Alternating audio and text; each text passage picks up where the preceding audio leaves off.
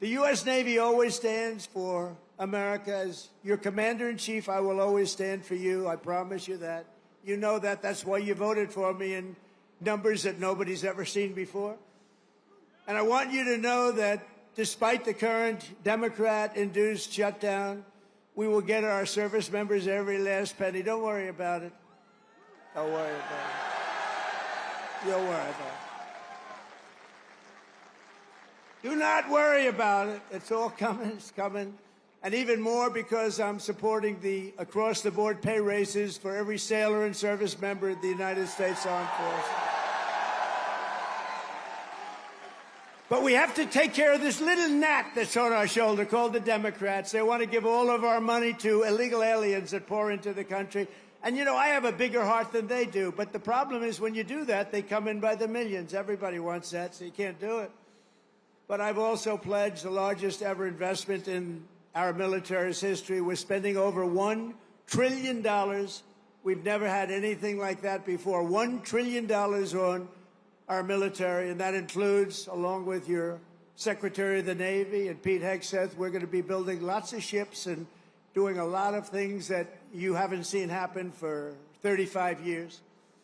We'll soon revitalize our once great shipyards with hundreds of billions of dollars in new investments and people coming from all around the world, and they're going to build ships in America. We want them built in America. And as I told our generals and admirals last Tuesday, we are getting wokeness the hell out of our military. It's gone. It's really gone. I don't know that it was ever really here. I think some of the top people had it. I knew a few of them that were they were major losers. But they were losers.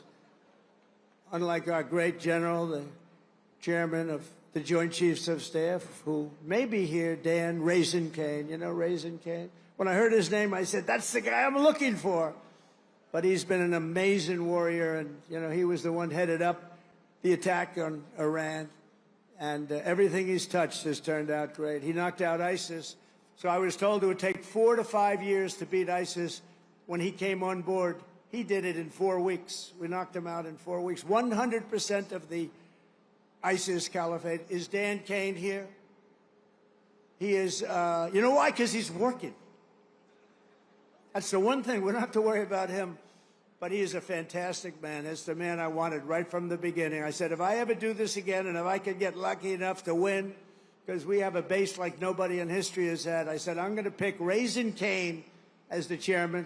And that's what we did, and he's been incredible. We will not be politically correct when it comes to defending American freedom. That's why we have renamed the Department of Defense at Department of War, as I said, and we have changed the name of the Gulf of Mexico to the Gulf of America. That was easy. That was an easy one. You know, for years I've looked at it, and I added it up, and I figured we have 92% of the frontage. I say, how come we call it the Gulf of Mexico? I mean, I wouldn't say that Mexico is thrilled with me, but what are you going to do? It's the Gulf of America, and I love it now. I was watching the other night a report, and they said very routinely, in the Gulf of America, this is the, you know, they just went on to talk about it. They didn't do it with a smirk or a smile. They didn't say, in the Gulf of America.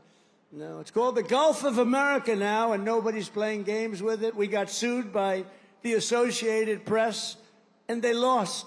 In fact, the judge was so good, he said, he's calling it the Gulf of America. He's got all the approvals. You have to do that, too, to the very liberal Associated Press. They got thrown out of court. In fact, they're almost not allowed to cover me anymore because of that. It was a big hit. So I'm very proud of that. Under our leadership, the spirit of the American forces is soaring like it has never soared before. I think right now we have more spirit than we've ever had before. After years of recruiting shortages, we couldn't get guys or gals to become sailors.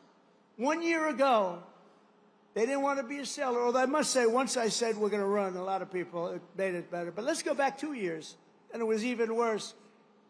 Because there was no hope. We had this horrible, horrible president who had no clue what the hell was happening. The chances of him walking down those stairs successfully were not good. And I have to be careful, because one day I'm going to probably fall, No, the North Carolina women said that will never happen to you. I always say, walk down the steps nice and slow. You ever notice I do nice? I don't have to bop down the stairs. Walk nice and slowly. But we have a waiting list. Think of this. We have a waiting list for people wanting to get into the United States Navy, the Army, Navy, Coast Guard, Marines, Space Force. Oh, we love Space Force. But think of it. We have a waiting list for every branch of government now. And that includes police and firemen. They didn't want to, nobody wanted to be a policeman. Now they want to be a policeman. Now they want to be in the Navy. They want to be in the Air Force so badly. The Marines, the Army, they want to be in all of it. They love Space Force. I love Space Force because I created Space Force. That was my thing. And it's going to turn out to be one of the most important. But 1 year ago, our country was dead.